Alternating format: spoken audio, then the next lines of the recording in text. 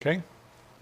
Bueno, bienvenidos a la iglesia. Hoy tuvimos algunos percances y por eso no tengo mi saco puesto porque está haciendo calor en la iglesia porque los dos aire acondicionados tronaron. O sea que la información es muy importante, por eso es que está la cosa como está. Estamos haciendo el estudio de lo que es el reino venidero, importantísimo tema teológico y escatológico, porque nuestro Señor Jesucristo regresa a gobernar en la faz de la tierra y regresa con nosotros. Estamos haciendo el estudio en la lección número 114, como la pueden ver en la pantalla, de lo que es este reino venidero. ¿Qué es lo que va a hacer el Señor cuando regrese? Pero antes de que Él venga, nos estamos dando cuenta del campo de la hermenéutica complementaria que está causando estragos dentro de la misma iglesia, porque está quitando esta valiosísima información donde le pertenece. ¿Okay? Nosotros sabemos que el Señor Jesucristo regresa a gobernar después de la tribulación y en el milenio establece su reino. Eso, debido a este campo de la hermenéutica complementaria, ha sido quitado. Ahora el punto de vista es amilenario, o sea que no va a haber milenio, que ya el reino de Dios está siendo llevado a cabo desde el cielo. Entonces es un tema bastante importante para nosotros como embajadores de Cristo y tenemos que entenderlo como tiene que ser. Ahora, antes de iniciar el estudio, vamos a asegurarnos primero que todo que estamos en comunión con Dios para poder entender esto y que se quede grabado en nuestros corazones y que lo podamos utilizar espiritualmente. Tomemos un minutito para hacer eso e iniciamos la clase. Amado Padre, en conjunto te damos las gracias por el enorme privilegio que nos das de permitirnos atesorar tu poderosa palabra en nuestros corazones. Te pedimos que el Espíritu Santo nos rete con todos estos asuntos que vamos a estudiar y te pedimos que nosotros todo sea para la gloria y la honra de tu Hijo amado, nuestro Señor Jesucristo. En su nombre te lo pedimos. Amén. Bien, estamos en este famoso estudio entonces de lo que es el reino milenario y lo que quiero hacer es el recordatorio que la semana pasada estuvimos viendo este asunto más minuciosamente del punto de vista del reino en los hechos y en los escritos de Pablo. Pero antes de ir ahí, lo primero que quiero hacer es llevarlos a ustedes a esta diapositiva que tiene que ver con la hermenéutica complementaria. Esta definición es importante porque así como la dialéctica ha entrado para hacer cambios dentro de la propia nación, de nuestra nación aquí en los Estados Unidos, tratando de echar abajo todos los conceptos que existían en los Estados Unidos y todos los conceptos que tienen que ver con las cuatro instituciones divinas, que es el libre albedrío, el matrimonio. Ustedes ven el fuerte ataque que hay en contra del matrimonio el día de hoy. El matrimonio ahora es todo el mundo contra todo el mundo, aquí no hay respeto para nada y es tratar de echar abajo todas las instituciones divinas y todo lo que es sacrosanto, incluyendo el respeto por la bandera de los Estados Unidos, el respeto por el nacionalismo, la invasión de personas, que esto está siendo promulgado de paso por las Naciones Unidas en todo el mundo, sin fronteras, sin bordes, todo. Ellos quieren que esto cambie dramáticamente para socavar todo lo que existe en la ética nacional para ellos implementar su ética que proviene pues del sistema cósmico. Básicamente, Satanás quiere gobernar el mundo entero y él lo está haciendo, claro, utilizando este tipo de subterfugios. Entonces, aquí dentro de la iglesia tenemos que la hermenéutica complementaria deja abierta la revelación bíblica acerca de los eventos del porvenir. Así es que ellos funcionan.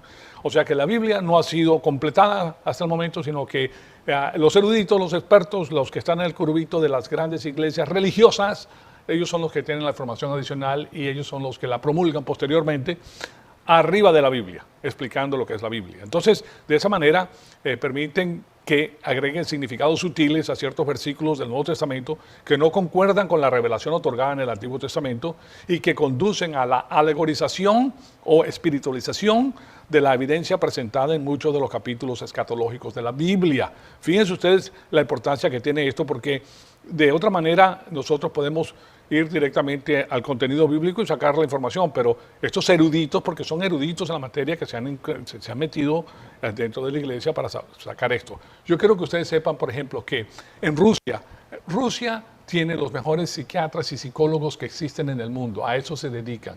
La religión que es el comunismo, ellos pretenden pues llevar la hegemonía por el mundo entero y ellos lo hacen con el punto de vista humano y necesitan saber cómo funciona la mente humana y qué es lo que mantiene firme a una nación.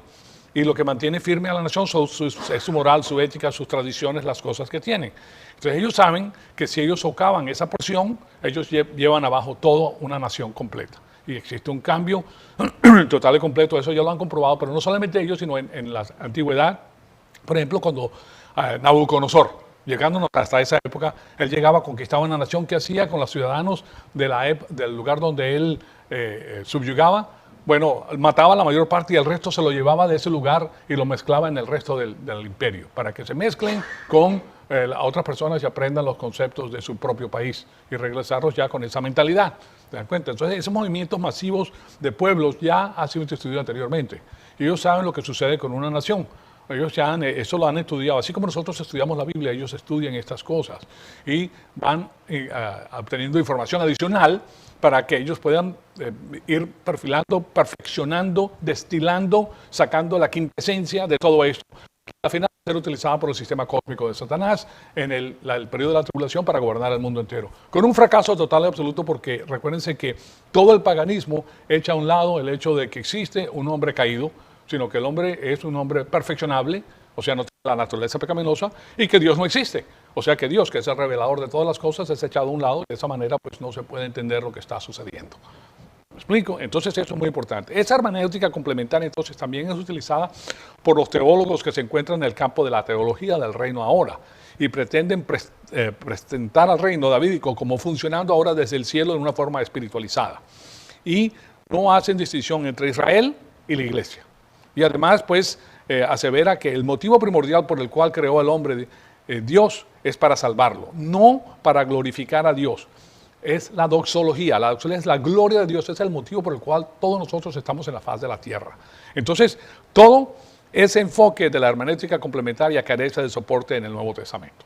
Ellos tratan de utilizar una serie de versículos que en realidad, verdad, no tienen nada que ver con el asunto, pero los tuercen, como hace la dialéctica, que tuerce una palabra y con eso. Bueno, ayer estuvimos viendo precisamente en el estudio del libro de Deuteronomio, cómo en el campo de esta teoría de JEDP, ¿verdad?, que tiene que ver con este asunto de que el Pentateuco no fue escrito por Moisés, sino que fue escrito posteriormente en la historia, 800 años más tarde, por diferentes personas, que el autor no fue Moisés. Entonces, esa es una hipótesis, ¿okay?, que ellos han presentado y han logrado estragos dentro de la iglesia, porque hay muchas personas que van a estos seminarios donde eso se explica y salen estos pastores pensando de la misma manera, salen confundidos, ¿se dan cuenta? Y entonces ellos van a presentarle eso a sus iglesias, porque no tienen una fundación fuerte bíblica para respaldar su posición, porque ni siquiera conocen su posición. Solamente se van a los eruditos y si un maestro le dice estas cosas, entonces ellos lo toman como realidad. Entonces, claro está, lo que estamos haciendo aquí es que estamos viendo dentro de la hermenéutica complementaria y el campo de los teólogos del reino ahora, lo que ellos proponen para desviar el asunto de lo que es el reino milenario, de la venida del Mesías por segunda vez a gobernar el mundo, y que es el hijo de David mayor. Entonces, el reino, estuvimos viendo lo que es el reino en los Hechos y las Escrituras de Pablo, que es el apóstol primordial del Antiguo Testamento. Él ha escrito 14 libros en el Antiguo Testamento. Entonces, estuvimos viendo el hecho de que los apóstoles predicaban acerca del reino en los Hechos. Eso es lo que ellos hacían, y como les dije la semana pasada, más allá del argumento desde el inicio de los Hechos, de que ahora Jesús está gobernando sobre el trono de David desde el cielo, los teólogos del reino ahora también dependen del uso de un manojo de referencias acerca del reino que se encuentran a través del libro de los Hechos. Y claro está, de paso, que indican que los apóstoles predicaban acerca de las cosas concernientes al reino de Dios. Entonces ahí tienen algo que es sumamente interesante. Les di versículos bíblicos de los Hechos, como Hechos 1.3, 1.6, 8.12, 19.8, 20.25, 28.23, 28.31, que tocan el tema en particular. Entonces, y les comenté que estos pasajes fracasan porque no definen exactamente lo que significa el uso de la palabra reino. Y eso es muy interesante. Entonces, de esa manera, el término tiene que ser entendido a la luz de lo que ha precedido en el progreso de la revelación divina. Tenemos que entenderlo porque Dios da revelación progresiva, como les he dicho anteriormente. Y vimos precisamente ayer en el estudio del libro de Deuteronomio el asunto de las perlas y el collar. O sea, un collar de perlas y el cordel que tiene las perlas. Estas perlas son eventos históricos, eventos históricos que conllevan a la finalización del plan de Dios para toda la historia.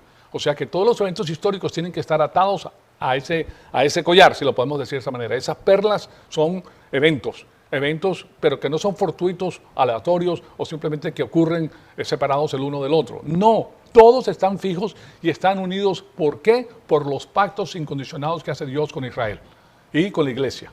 O sea que es un Dios de pactos que va a llevar a cabo la historia a la final y todo tiene que ocurrir de la manera que Él dice. Y si nosotros tenemos esa información previa, nosotros podemos entender lo que es la historia, lo que es la subida y la caída de los pueblos. Todas esas cosas las podemos entender claramente. Entonces, vamos a dedicarnos a ver eso más claramente.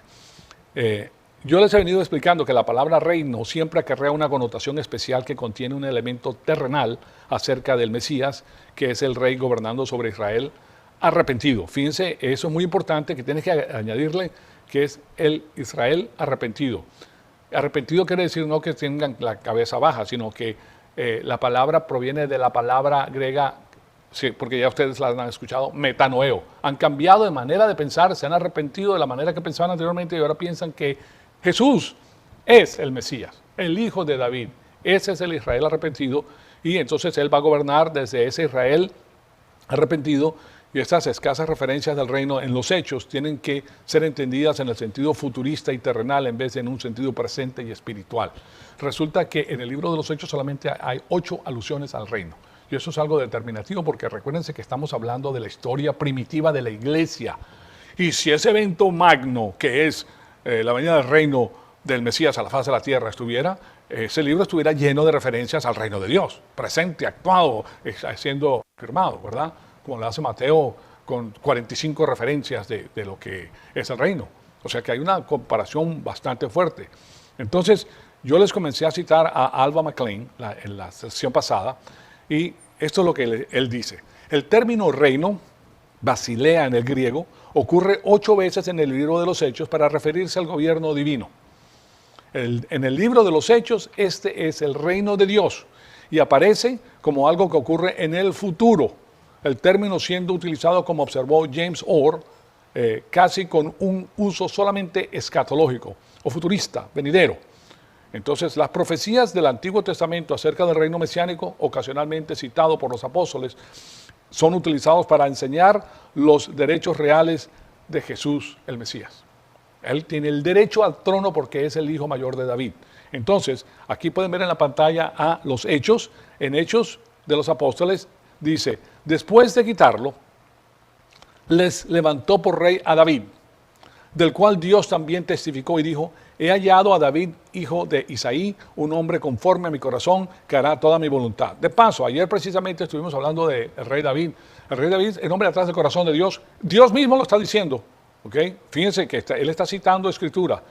Este es el mismo hombre que violó a la mujer de su general, ¿verdad?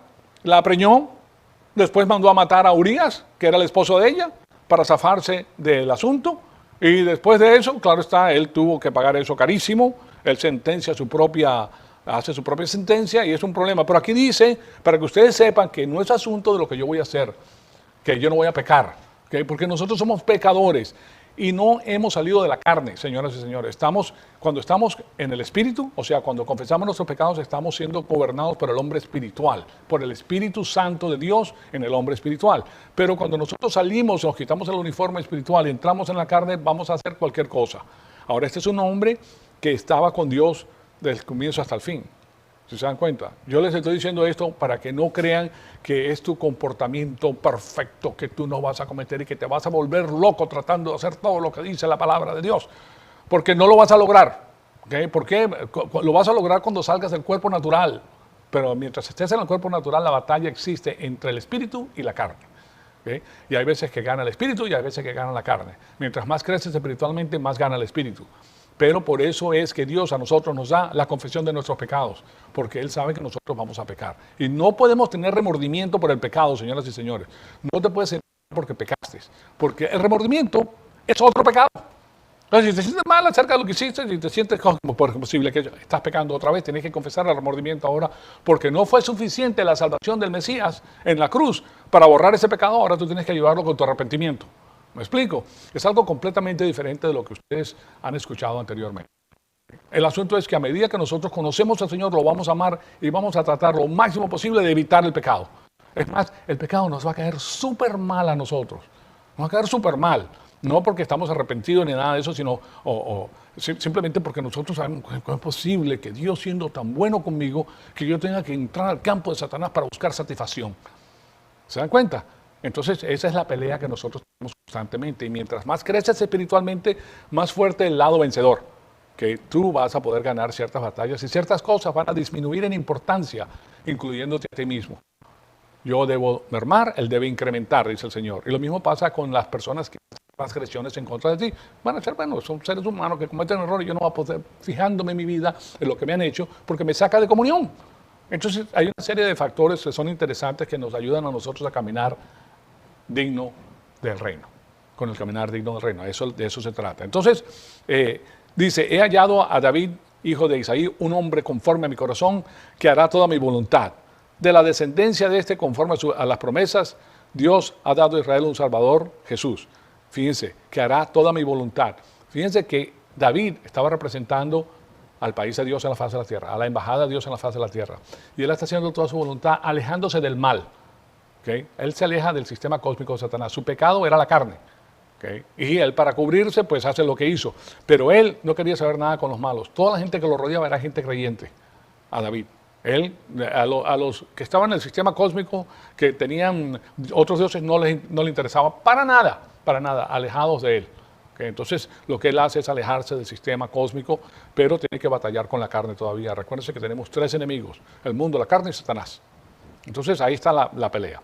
Ahora, pero aquí él está hablando, pues, el tema que estamos tocando es el hecho de que el hijo de David va a gobernar en el milenio. Pero pues me desvía un poquito. Después de que Juan predicó antes de su venida un bautismo del arrepentimiento de todo el pueblo de Israel, el arrepentimiento es metanoeo, cambiar de manera de pensar, no arrepentimiento por tus pecados, porque tú eres pecador. Ese es el motivo por el cual él vino a la cruz, porque tú eres pecador, ¿verdad? Cuando Juan estaba a punto de terminar su carrera decía, ¿quién piensan que soy yo? Yo no soy el Cristo, mas he aquí, viene atrás de mí uno quien yo no soy digno de desatar las sandalias de sus pies, dice. Y después continúa y dice, hermanos, hijos del linaje de Abraham, y los que entre ustedes temen a Dios, a nosotros nos es enviada la palabra de esta salvación. Dice, pues los que habitan en Jerusalén y sus gobernantes, sin reconocerle a él ni a las palabras de los profetas que se leen todos los días de reposo, cumplieron estas escrituras condenándole. Y aunque no hallaron causa para darle muerte, pidieron a Pilato que le hiciera matar. Y cuando habían cumplido todo lo que estaba escrito acerca de él, le bajaron de la cruz y le pusieron en un sepulcro. Pero Dios se levantó de entre los muertos, lo levantó de entre los muertos. Y el versículo 31 dice, y por muchos días se apareció a los que habían subido con él a Galilea y a Jerusalén, los cuales ahora son sus testigos ante el pueblo. ¿Okay? Testigos oculares, 40 días pasa el Señor aquí en la faz de la tierra, le habla a todo el mundo lo vio, son miles de testigos que lo vieron, o sea, la ley mosaica requiere 2, pero aquí hay miles de testigos, extraordinario. Y después de eso les dice en el versículo 31, por muchos días apareció a los que habían subido con él con Galilea a Jerusalén, los cuales ahora son sus testigos del pueblo, 32, y nosotros les anunciamos la buena nueva de que la promesa hecha a los padres, Dios la ha cumplido a nuestros hijos, al resucitar a Jesús, como también está escrito en el Salmo 2, hijo mío, yo te... Y es en cuanto a lo que resucitó de los muertos, para que nunca más volviera a la corrupción, Dios ha hablado de esta manera. Les daré las santas y fieles misericordias prometidas a David. Por tanto, dice también en otro salmo, no permitirás que tu santo vea corrupción. No pudo ver corrupción, ¿por qué? Porque él no cometió pecado. Okay. Aún a recibir los pecados del mundo, él no comete pecado, sino que simplemente está haciendo la voluntad del Padre. O sea que nunca desobedeció al Padre. Entonces, después de eso, en el versículo 37 nos dice, en el 38, porque tanto hermanos sepan que por medio de él les he anunciado el perdón de los pecados y que de todas las cosas que no pudieron ser justificadas por la ley de Moisés, por medio de él, todo aquel que cree en él es justificado. Eso significa que todos tus pecados, pasados, presentes y futuros, ya fueron perdonados, pagados en la cruz. Y perdonados los que tuviste hasta el momento que llegaste a Él.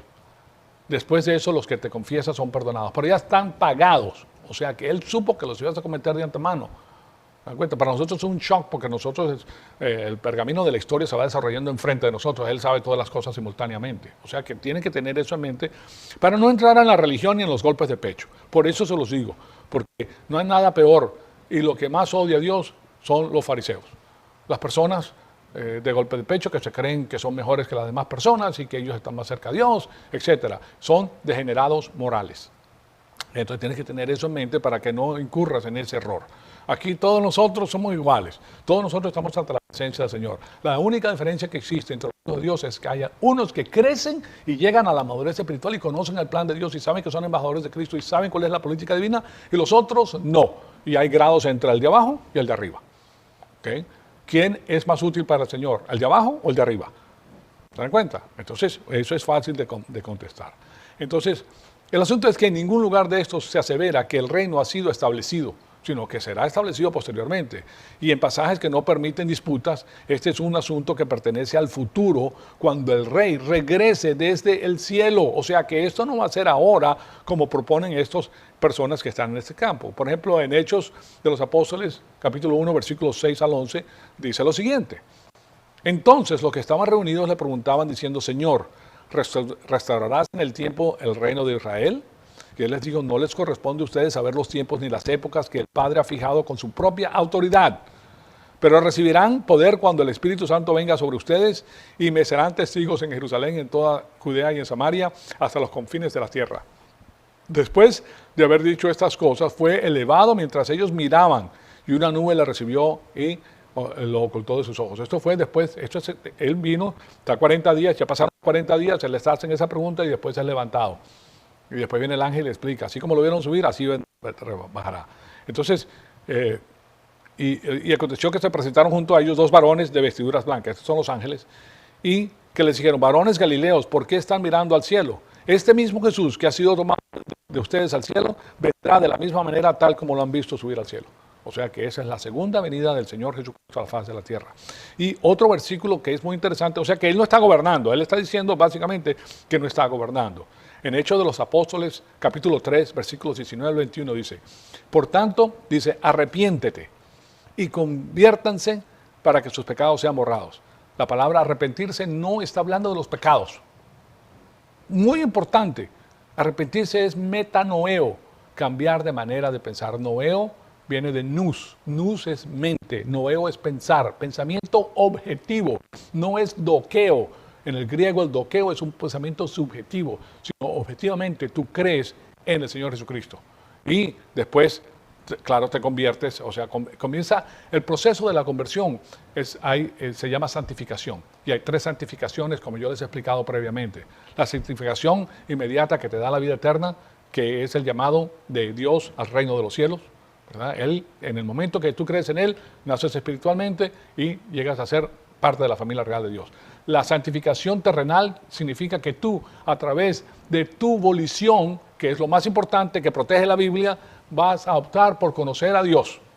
Tú lo conociste, escuchaste, tenemos un radar interno que Dios a nosotros nos guía a la verdad. Y cuando lo escuchas te quedas atónito, wow, estoy escuchando la pura verdad, y tú lo sabes. Entonces ahí comienza tu proceso de crecimiento de santificación. Santificar quiere decir separar. Te comienzas a separar del sistema cósmico. No es que no vas a estar aquí en el mundo, como dice el apóstol Pablo, sino que tú vas a saber que lo que el sistema cósmico propone con su mecanismo presentado en miles de formas diferentes no es para ti. Son mentiras que a ti no te interesan ni te incumben ni quieres saber nada de ellas porque tú no eres de aquí. ¿Se dan cuenta? Y la tercera santificación es la final cuando estés en la presencia del Señor. Entonces, por eso arrepiéntase y conviértese para que sus pecados sean borrados a fin de que en tiempo de refrigerio vengan a la presencia del Señor y Él envía a Jesús, el Cristo designado de antemano para ustedes. Aquí en el cielo debe recibir hasta el día de la restauración. Ahí está la restauración, que es el milenio, y la restauración de todas las cosas concernientes al pueblo de Israel, sobre todo, ¿verdad? Porque antes ellos están en la diáspora, ahora recién se unieron en el pueblo de Israel, pero, y sabemos que tienen que existir ahí porque Él tiene que venir a rescatarlos, pero están ahí en incredulidad. O sea que la mayor parte del pueblo israelí está en incredulidad. Creen en el Antiguo Testamento, pero no creen en el Mesías. ¿Okay? ¿Por qué? Porque esa información es ofuscada. O sea, los líderes religiosos ofuscan esa información para ellos. Y ese es el problema que tienen.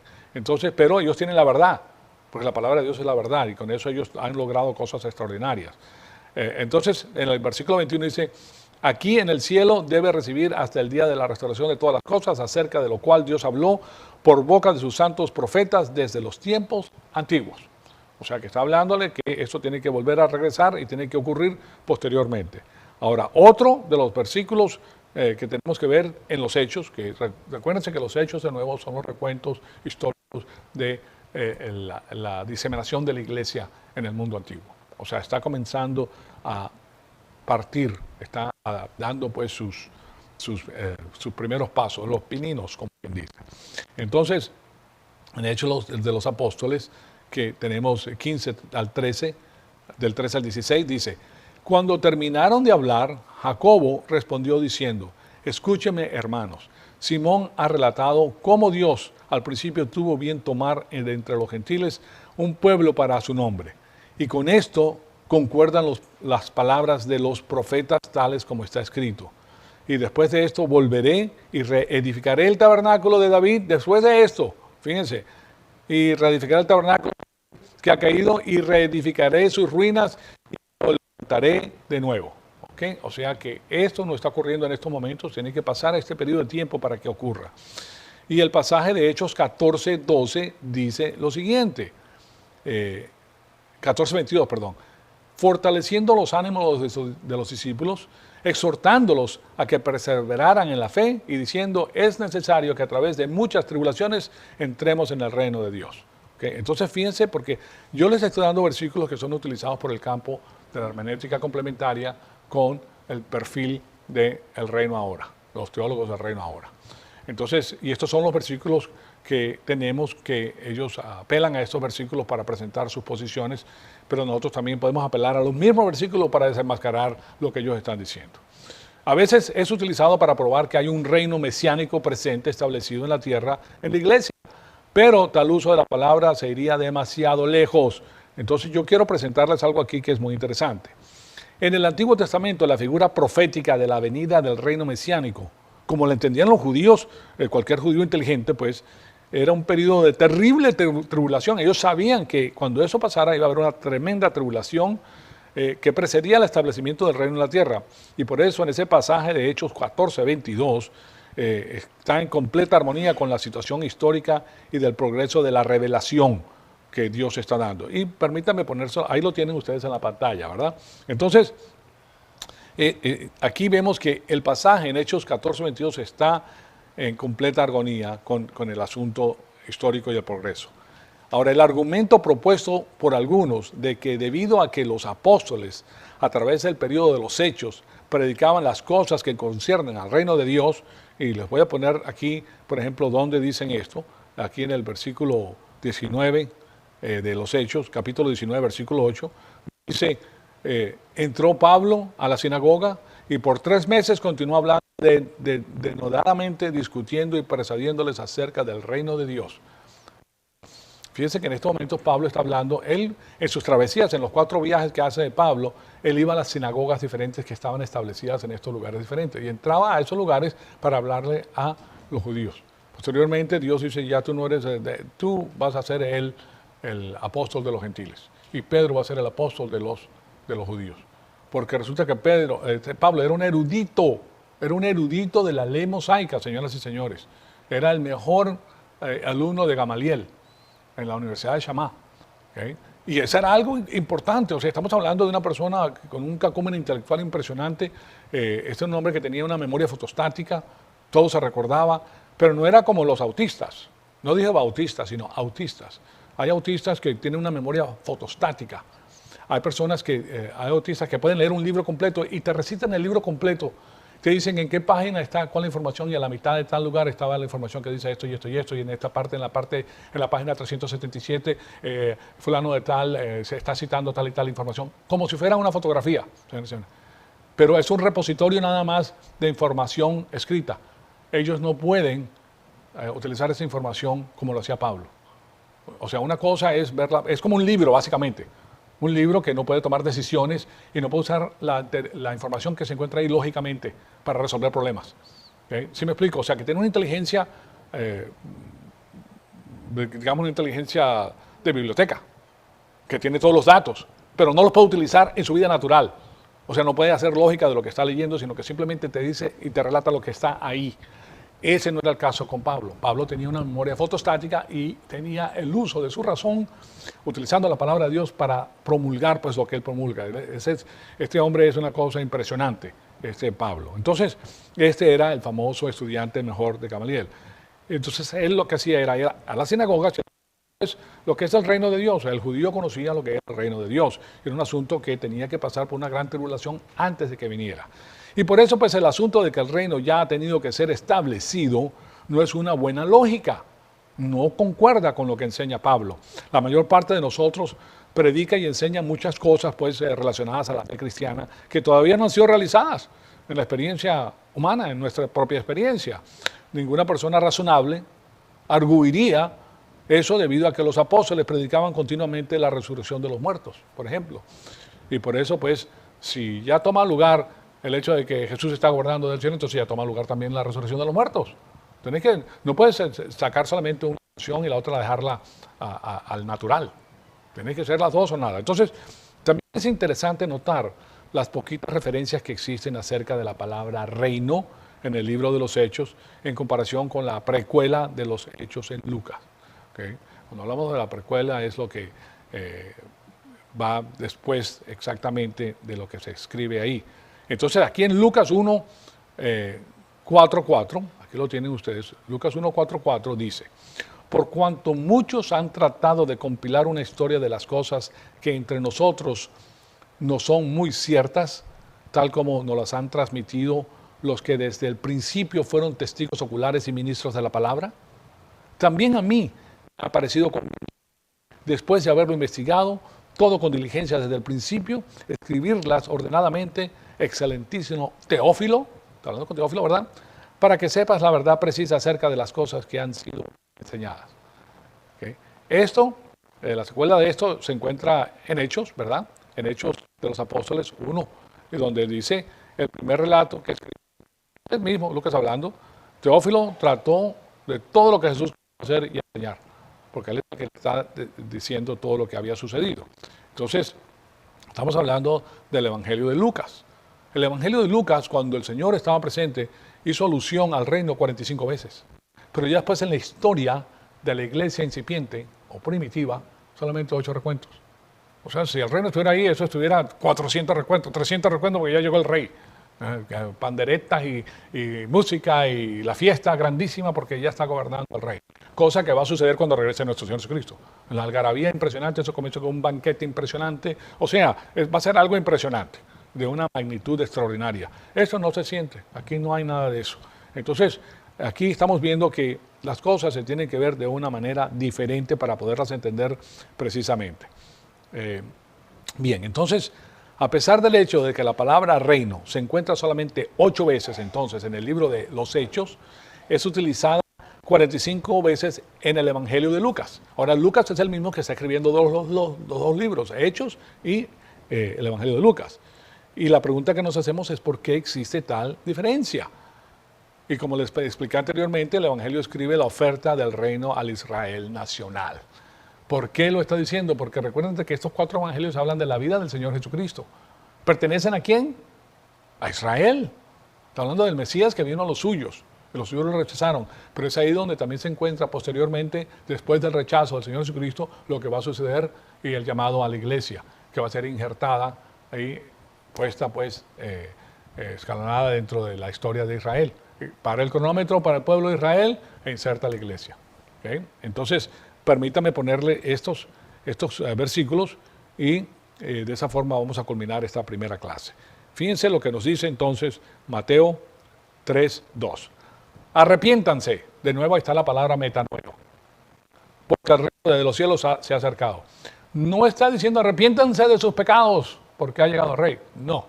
Arrepiéntanse de manera de pensar acerca de este Jesús que les estamos presentando, porque este es el Mesías. Cambien de manera de pensar. Les conviene cambiar de manera de pensar. Después en Mateo 4:17 le dice, Jesús comenzó a predicar y a decir, arrepiéntanse, porque el reino de los cielos se ha acercado. Estaba él mismo hablándoles a ellos. Y después Mateo 10, del 5 al 7, a estos dos envió Jesús después de instruirlos diciendo, no vayan por el camino de los gentiles y no entren en ninguna ciudad de los samaritanos. Fíjense lo que le está diciendo acerca de los samaritanos. Ya yo les hablé que los samaritanos era una raza judía mezclada con los asirios, ¿verdad? Sino vayan más bien a las ovejas perdidas de la casa de Israel. Está hablando de Israel, que vayan ahí donde están estas ovejas perdidas, porque ellos no han conocido, no reconocen a su pastor, por eso están perdidas. Y cuando vayan, prediquen diciendo, el reino de los cielos se ha acercado. Y después en Lucas 10:1 dice, después de esto el Señor designó a otros 70 y los envió de dos en dos delante de él a toda ciudad y del lugar a donde él había de ir. Y lugar donde él había de ir. Entonces esto está de acuerdo con Lucas 10:9. Sanen a los enfermos que hay en ella y díganles, se ha acercado a ustedes el reino de Dios. O sea que aquí pasa esto, se le dio a ellos, a estos discípulos que van a hacer esto, se les dio el don de milagros para sanar a los enfermos, para que los escucharan. No van a creer que esto se pierde en la lontananza. Una de las cosas que hace Cuba, por ejemplo, el día de hoy, es mandar primero que todos los médicos, que tienen una función doble, una para ayudar a sanar a la población que no tiene dinero, ¿verdad? Y la segunda es para espiar. Pero una persona que tú le haces un favor tan grande como ayudarlo, por ejemplo, a recobrar la vista, a que tiene un problema grave, de una enfermedad grave y no tiene con qué curarse, le llega un señor de estos y te la cura, ¿vas a escuchar a una persona que ha sido tan buena contigo? Sí. Entonces, junto con eso, tiene los panfletos de lo que es el comunismo. ¿Se dan cuenta? Pero eso no es de ahora. Fíjense lo que ha hecho nuestro Señor Jesucristo, como les dice él a los discípulos, vayan y cúrenlos. ¿Para qué? Para que los escuchen, para que sepan que ustedes tienen el poder de hacerlo. ¿Se dan cuenta? Ustedes hay analogías pues, que tenemos que utilizar para que ustedes estén al tanto. Entonces, todo esto que les estoy diciendo es algo muy importante. Que en los evangelios el reino es presentado como si estuviera en un estado de inminencia o de expectativa inmediata. ¿Por qué? Porque ahí estaba el rey. O sea, cuando estos evangelios son dictados, ahí estaba el rey. Por eso se mencionan tantas veces en estos libros. Y, sin embargo, los evangelios también describen el rechazo de Israel a su rey, motivo por el cual es postergado el reino. Entonces, en Juan 19:15 dice lo siguiente. Entonces ellos gritaron, fuera, fuera, crucifícanle. Y Pilato les dijo, ¿he de crucificar a vuestro rey? Y los principales sacerdotes, ¿quiénes respondieron los principales sacerdotes? Quiero que vean que la religión está a la vanguardia del rechazo del Mesías. ¿Quiénes están gobernando en la parte religiosa de Israel? Son estos religiosos. Los mismos religiosos que estaban en ese son los mismos que están gobernando en estos momentos. ¿Okay? Entonces, los principales sacerdotes respondieron, no tenemos más rey que el César. Muy político, porque recuérdense que en esa época también lo que hacía Roma era que políticamente ponía a los sumos sacerdotes, aunque no pertenecieran a la familia de Leví, ellos los ponían como sacerdotes y se acabó. ¿Okay? Para que guiaran al pueblo, porque ellos veían y guiaban al pueblo, porque era un pueblo muy religioso, para que aceptaran pues los principios y las normas que Roma establecía y que no se quejaran mucho, porque había mucha sedición. Y siempre van a haber personas que se quejan, por algo se van a quejar. Lo mismo va a ocurrir en el transcurso del milenio. Todo va a ser perfecto y las personas se van a quejar. ¿Se van a quejar? No, es que está todo muy perfecto. O sea que no, cuando alguien se queje de lo que ustedes hacen, recuérdense de eso. Del Señor Jesucristo se van a quejar cuando Él establezca un reino perfecto con nosotros. O sea que siempre van a haber personas que están al descontento. Bueno, ahí vamos a culminar en este momento para continuar en la próxima clase. Amado Padre, te damos las gracias por el privilegio extraordinario que nos has dado de escuchar tu palabra. Te pedimos que el Espíritu Santo nos siga retando, Señor amado, para seguir creciendo y para conocer todas estas cosas tan impresionantes, maravillosas, que tú has preparado para los que te aman. Sabemos que las mismas escrituras se defienden a sí mismas y que estas personas que pretenden tergiversarlas se encuentran que dentro de las mismas escrituras está la defensa propia tuya, Señor. Y te damos las gracias por permitirnos verlas, Señor. Y te pedimos que el Espíritu Santo ahora nos rete con todas estas cosas para que todo lo que estudiemos en nosotros sea para la gloria y la honra de tu Hijo amado, nuestro Señor Jesucristo. En su nombre te lo pedimos. Amén.